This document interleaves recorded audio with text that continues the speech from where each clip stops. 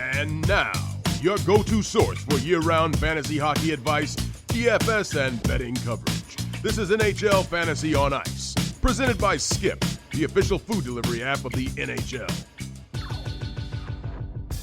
Into the month of December we go, brought to you by good friends over at Skip. It's time for another episode of NHL Fantasy on Ice, Week 9 Waiver Wire Edition. Nick Alberga and Jake Hahn with you. What's going on, Jake? Not too much, Nick. I hope everybody south of the border had an excellent Thanksgiving. And now with that behind us, we can focus on the rest of the fantasy season, get ready for the Christmas season. This episode, of course, brought to you by Skip. Skip to the good part and get groceries, meals, and essentials delivered right to your door on Skip.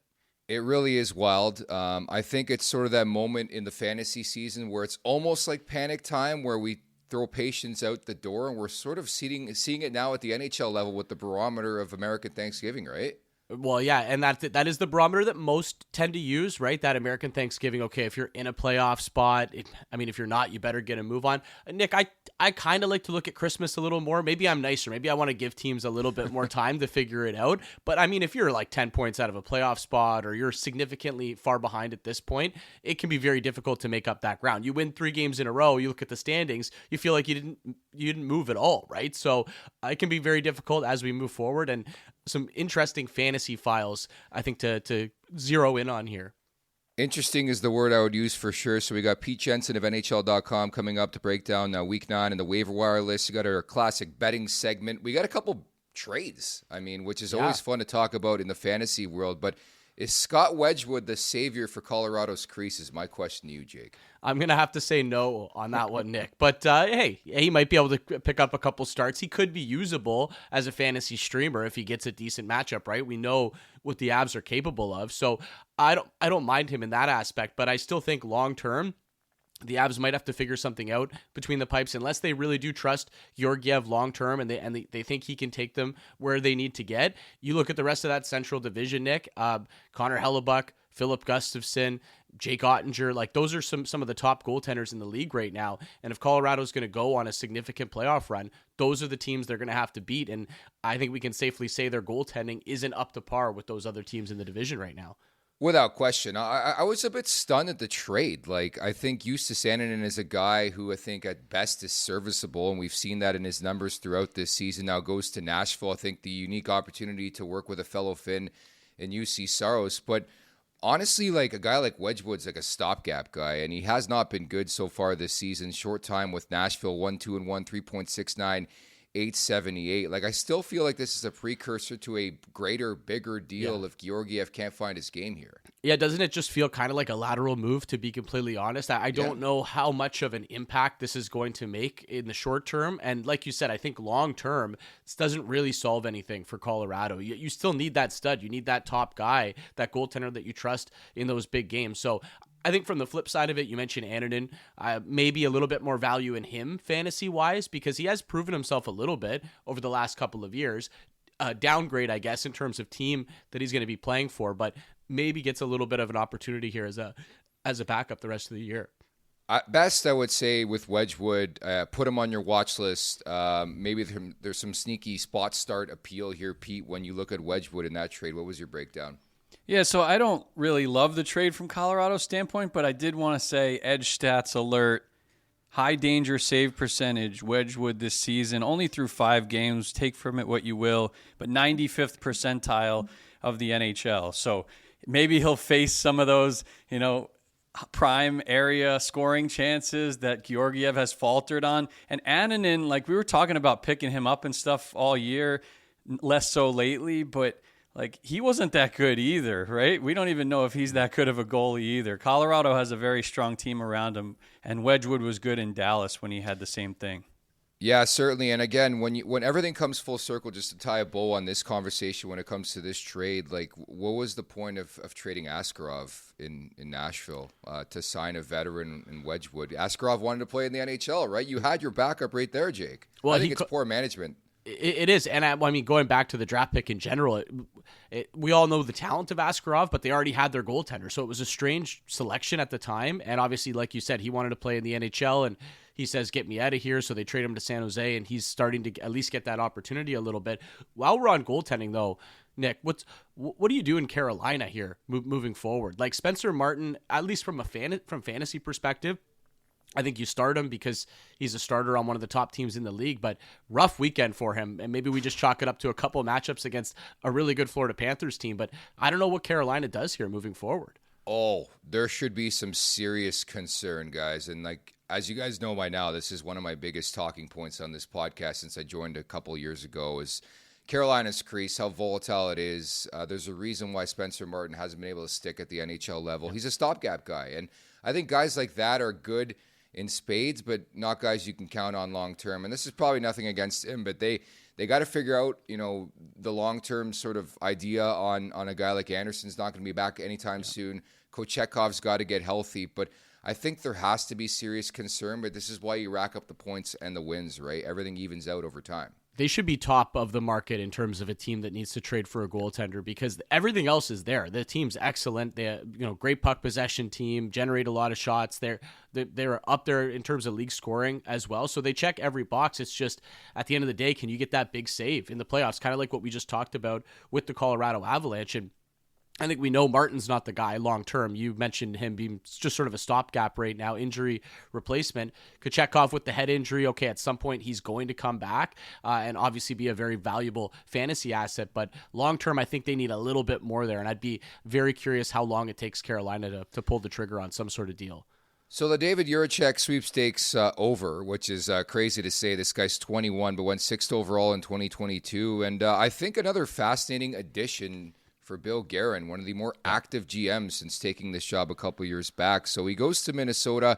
If you look at their back end, it looks like a very promising future. Obviously with Faber there, among others. Now you got Jiricek in the fold. But this kid really intrigues me. Just the change of scenery early in the career. I always have, second guess that type of stuff. I do like these kind of trades from a Minnesota perspective because you swoop in and you grab a player that was just drafted high not that long ago and obviously had potential or still has potential. And for whatever reason, it didn't work out in the first stop and maybe he was unhappy with playing time, whatever it might be. But if you're Bill Guerin, you see an opportunity, you swoop in and maybe you can unlock something with this prospect because he is still so young and so raw.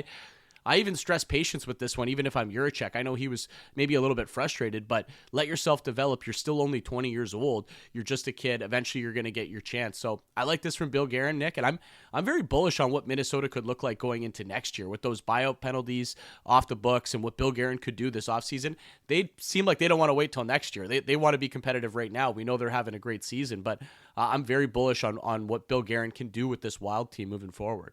53 total NHL games for Jiricek, 1 goal, 10 assists, and I think initially he's going to start at the NHL level, but I'm just curious to see how it looks with Minnesota, considering, and I know Columbus has been hot as of late, but where Minnesota is in the standings, how good their start has been, but there's some injuries in the back end, so maybe Jiricek comes right in there, and this is a guy who has wanted to play at the NHL level. We'll see what he has, but I think it's always fascinating when a guy who's selected this high in recent memory gets traded to a new team in the first couple of years of his career, isn't it? It is concerning because if you're Columbus, you didn't want to give up on him this early. That's just disappointing to spend to pick that high. But that being said, at least they were able to get a return for him. I was very curious if this trade played out. Were they going to have to trade him at less value and not get much back? I think they did pretty well in the return. Not really dealing from the position of strength, right, with a player that didn't really want to be there anymore, but that's still a big blow. You kind of botch yet another prospect, and that's just something Columbus has done quite a bit. But the good thing is the Jackets are scoring a lot of goals. Kent Johnson seems to be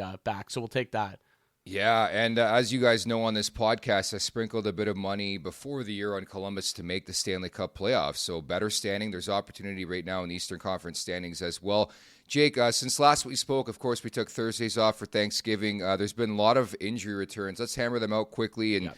And, I'll mention the names and you bring up anything you'd like on those fronts. Brock Besser, Seth Jarvis, Austin Matthews, Matthew Nyes, Tage Thompson, Alexander Georgiev, Philip Broberg, among others. Anybody specifically you want to talk about? I do want to hit Besser because I think Vancouver desperately needed someone back in that lineup, right, with the whole JT Miller situation and how that's playing out. Although, shout out to Connor Garland. I mean, that guy has just been awesome from a fantasy perspective, and I don't think that's going to slow down. It looks like they really like him in a top role, and he's getting a ton of minutes up there as well. So Besser returning, I think that's, it's obviously a good thing for Vancouver. And curious your take on Matthews, kind of what you saw over the weekend with him coming back. It's tricky. Sometimes the teams actually have a bit of a letdown that first game with the star player coming back, right? But the Leafs look pretty good. They tried to give it away late in that game, but obviously they end up getting the win. And what would you see from Austin Matthews? Yeah, I was there in person, Amalie Arena on Saturday. Disappointed no Nikita Kucherov late scratch in that game, but Matthews looked like Matthews. He had that boost back. He looked refreshed, which is good to see. Missed about, 9 games with an undisclosed injury. But I think when we talked about the window to buy low on Austin Matthews, obviously it's past now. He's back, and I like what that line has put together. There's some serious chemistry going, obviously, with JT and Mitch Marner, so they got Nylander and Matthews back together. But I think that window is really, really going to close quickly when it comes to Matthews, and I think he looks healthy. That's the important part in fantasy hockey, right? Yeah, and you mentioned Nyes too. Good news on him because, I mean, when he went down, you just never really know with those head injuries, right? It could be long-term, short-term. So good news there, and the Leafs down a lot of players, and a lot of guys in and out of the lineup lately. So an interesting team, I think, to look at from a fantasy perspective. Like, we know what we're going to get from the top guys, Marner, Nylander, Matthews. Those guys are obviously owned up, but I think a team to keep an eye on line combinations here as we move forward. Bobby McMahon's now out for a couple games. We'll see how long that goes. There could be some players that get some really good line assignments in Toronto here or some opportunities, and we should be ready to pounce, I think, from a fantasy perspective, maybe a betting perspective on the anytime goals, things like that. I think a team to keep an eye on there. Fair enough. Be mindful of that. Just lastly here before we get to Pete, Nikita Kucherov, as mentioned, didn't play over the weekend. Darren Radish on that top line with Point and Gensel, so take a look for that. Jonathan Drouin's been that type of year, just can't stay healthy week to week, upper body injury. Another big opportunity for the youngster Nikolai Kovalenko playing back in the top 6 for Colorado. Philip Hronek out week to week. Logan Stankoven, lower body injury. It's been a busy time when it comes to injuries around the league. The last couple weeks specifically as we get here into the month of December, obviously. Oh, it's so many injuries. Some obviously long term, some shorter term, right? And we're still waiting the return of Alex Ovechkin. Obviously, hoping things are going well there. We can get him back into that goal scoring race and the chase for Gretzky and everything. Stankoven's really disappointing because obviously he was putting together a great season, and you hope it's just short term, Nick, because that Calder race, I think at some point we might get into it and give a little bit of an update on what's going on in that Calder race. It's been fantastic, and he's a big part of that. So I would hate to see an injury play a factor in him not getting a chance to win it this year. All right, Jakey boy, let's get to this week's schedule. December 2nd to 8th, a 50-game slate. You got 3 on Monday, 10 Tuesday, 4 Wednesday, 9 on Thursday, 6 on Friday, 11 on Saturday, and then 7 Sunday. The 4-game teams you want to look at from waiver wire perspective: Colorado, Columbus, Dallas, the Islanders, Seattle, Toronto, Winnipeg, and the 2-game teams you want to stay away from: Anaheim, Los Angeles, and the Tampa Bay Lightning, as they bring in the one and only Pete Jensen to look at the Week 9 waiver wire list. What's going on, Pete? And who's the top player on this week's list that you're just dying to have on your fantasy roster this week? Can I say Jiricek? I'm excited what he could do if he's on the first power play in Minnesota. And I think that with Minnesota's defense and the structure that they have and the depth that they have with some of their top guys healthy this year, they can allow for him to go up there and they can experiment there, right? It's always exciting when you have that type of untapped potential. He was never a regular in Columbus for whatever reason, and there were some bad teams there through the years. So it's kind of shocking, to be honest. So a former top 10 pick from just a couple of years ago, I would take a stab at him. And certainly in keeper and dynasty leagues, you got to lock on to this guy long term. Pete, you got a couple Sharks on your list this week, and I could not agree more. I've been loving this Sharks team. I know, they're still towards the bottom of the standings in terms of wins, but I think they're very bettable. I think we get some value on them in the prop market as well, and certainly in fantasy. You got a couple names that are getting it done here. This has got to be some of the most fun you could have as a non-contending team that comes into the year expecting to be, probably realistically one of the 5 or 10 worst teams in the league for sure. But they got 3 strong lines right now. Celebrini is clicking in a high gear, leading rookies in points per game, and he's on the top line with Eklund. And then, of course, you have Zetterlund on the second line with Toffoli, and Granlund came back 2 games ago. He has a couple multi-point games since then. He's playing on the third line with Will Smith, who's been, hitting the score sheet, nice 4-game point streak and a bunch of goals in that span as well. So even Will Smith, who started the season terribly, there's so much depth right now in San Jose's offense. I love going to the outer limits for fantasy value, and there's a bunch of names on this week's list we can get to. But Nick Schmaltz is a guy who's like There's always been a borderline guy every season where he shows spurts where he gets like a 6-point game and you're like, wow, this guy's incredible. Then he goes cold. But he's hot right now, and Utah with a big surprising blowout victory over Vegas over the weekend. But Nick Schmaltz on this week's list. Utah's a good team to key in on as an underdog, especially when they're at home. They've had some nice showings lately. They've been scoring again. Remember, they scored really well the first 3-4 games of the season, then fell completely flat with all their injuries. Sergachev, I noticed, was is third in the entire NHL in average ice time this season, and he's scoring lately. Schmaltz, up until the last game, I think didn't have a goal on the season, but was almost an assist per game. He's leading Utah in assists, and you look at his offensive zone time percentage at all strengths, 95th percentile in the league. So yes, lineup lock now and moving forward. The goal drought is out the window, and Nick Schmaltz can breathe again here.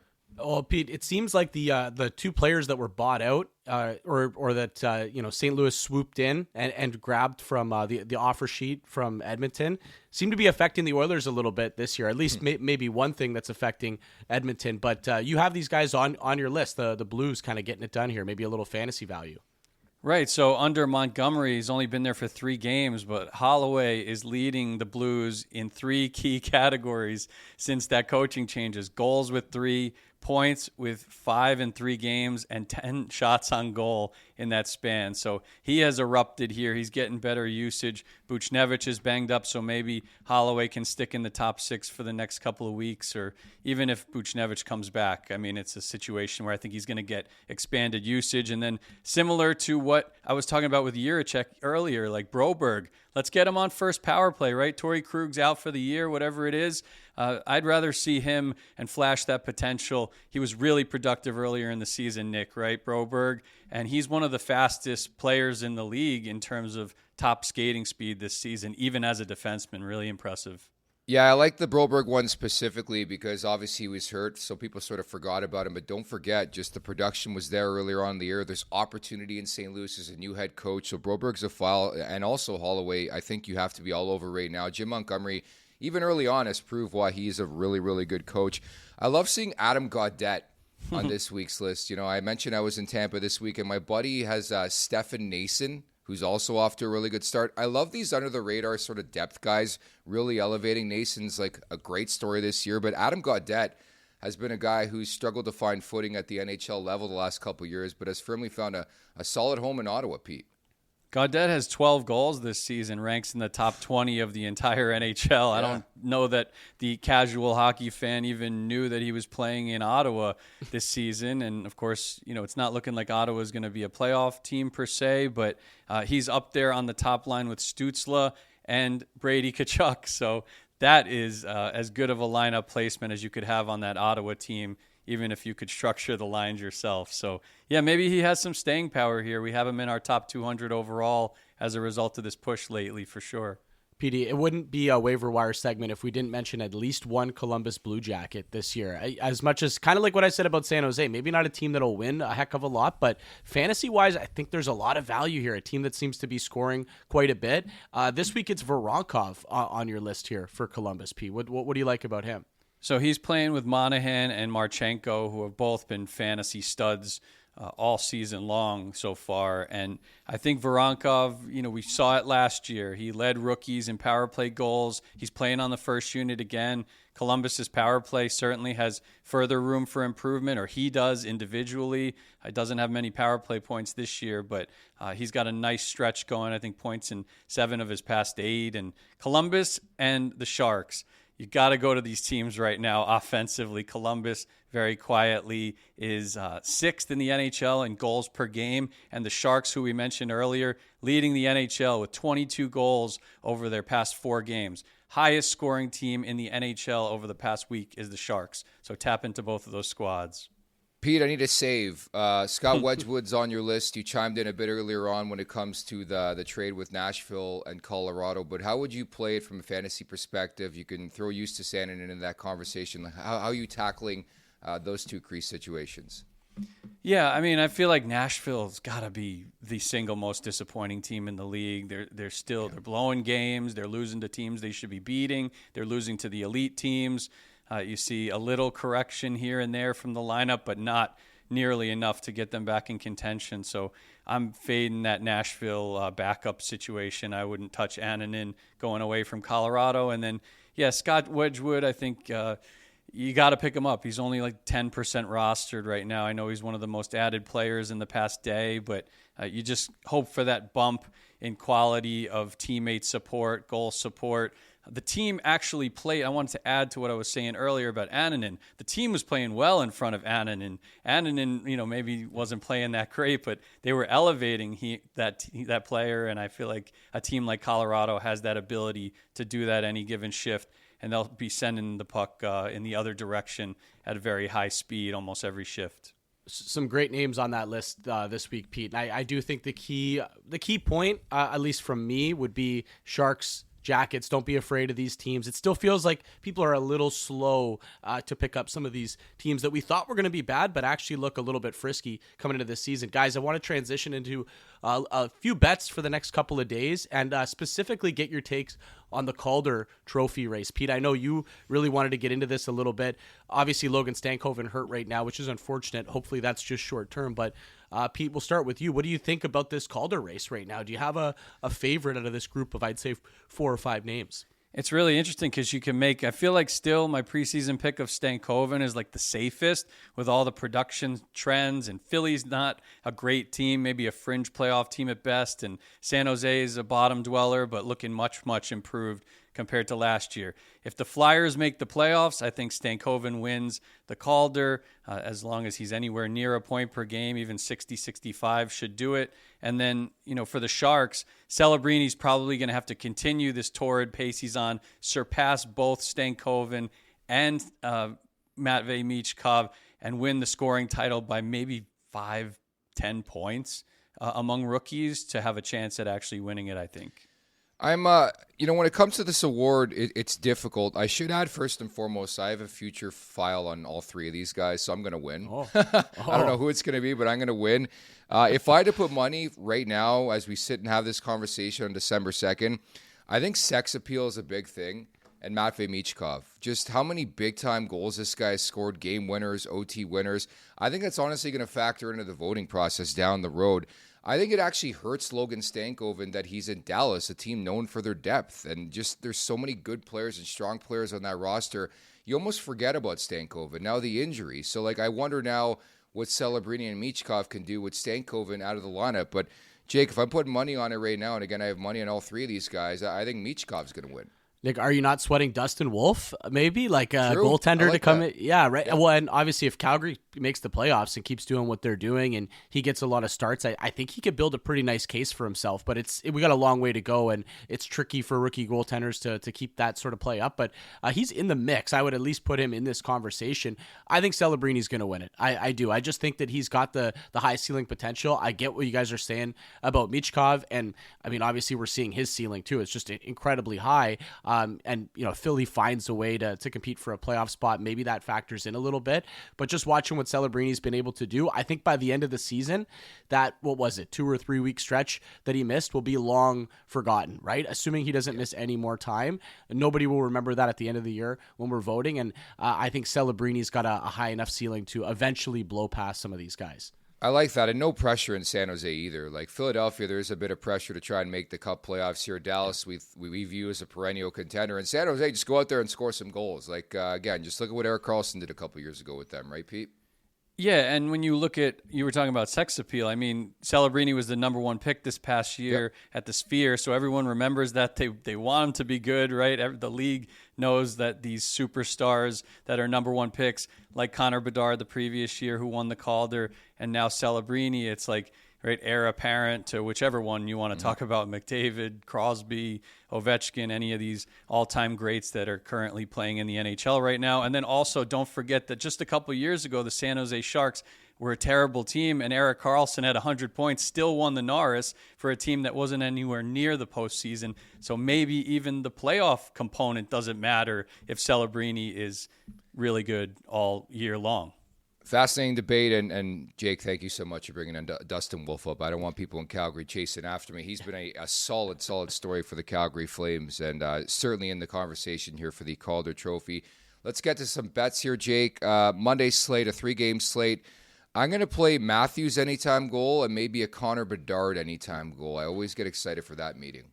Yes, and I actually mentioned this last week, and I said once Bedard scores, we gotta we gotta start betting him, because obviously he was going through it, guys. Like, his confidence was just completely lost. He even had some very concerning quotes, honestly, saying there's like 100 things better, he thinks he could do better than play hockey right now. Like, that just seemed like, to me, a young player that was completely lost. He just needed one to go in, and I think we're seeing that confidence back now, right? Scores again over the weekend. The shots are there a little bit more. So I think it's a tough matchup, obviously, against Toronto. The Leafs tend to defend pretty well, especially on home ice. But I think we just continue to ride this and still get some pretty decent odds on it. Bedard anytime goal, Bedard shot prop. Now that confidence is back, I want to continue to play that here moving forward. I was going to mention the shot prop I like quite a bit when it comes to Connor Bedard. A couple other games I'm looking at early in the week. Detroit at Boston. I'll play the under in that game. 4 unders in 6 games under Joe Sacco so far for the Boston Bruins. And Colorado at Buffalo means another installment of Byram versus Middlestat. Give me a Casey Middlestat point in that game. What else are you looking at here, Jake? Well, Sharks and Capitals play in Washington on Tuesday, which I think is a sneaky, entertaining hockey game. I'm just going to continue to play these Sharks props, guys. Celebrini shots. Maybe you look at some line combinations. I know Pete brought up a couple guys earlier as well. The Eklund point prop has been a real solid market as well. And depending on what kind of line we get, maybe even just back to Sharks, because I still think we're getting some pretty good odds. Devils and Rangers as well on Monday night. Always fantastic when these two teams meet. It feels like the Rangers kind of need this one, guys, and a home dog at MSG, so not a lot of respect from the books for the New York Rangers, the way they've been playing the last couple weeks. Devils certainly come in some better form, but I don't mind the Rangers as a home dog here. I think this is a game that they get up for. I like Jesper Bratt for a goal or a point. I mean, this guy is 11th in the NHL in points right now. Had a nice shot volume last year against the Rangers in the season series. The Devils beat the Rangers in the playoffs 2 years ago. I think they'd beat them again if they played them in a postseason series. Right now, the Rangers have allowed 3+ goals in 7 straight games. That's pretty ugly. Yeah, I mean, it's been one of those times for them for sure, and certainly in the fantasy world, an important time in the fantasy hockey season here into the month of December. So, guys, make sure to tune in coming up on Thursday, Week 9 Mailbag Edition. Jake, I can't believe we're approaching Week 10, man. This is nuts. It's going by a little too quickly for my liking, to be completely honest. But like we said off the top, it's time to get a move on here. A lot of people use that American Thanksgiving barometer. I'm going to be a little kinder. I'm going to give people a couple more weeks here to figure it out. If you're not in a playoff spot, I don't know, a week before Christmas, you better get a move on, because it can get away from you pretty quickly. Hey, it's better than my barometers like Halloween. If you're not in a playoff spot, get lost. Your team stinks, and I'll rip you to shreds. NHL.com/fantasy, where you can check out all things fantasy. Pete and Chris Meany do a fantastic job over there. Many thanks to our guy, new producer Phil Constantino, stepping in huge here for producer Bob Bender. For Jay Kahn and Pete Jensen, I'm Nick Alberga. You've been listening to NHL Fantasy on Ice, delivered by Skip. Skip to the good part and get groceries, meals, and essentials delivered right to your door on Skip.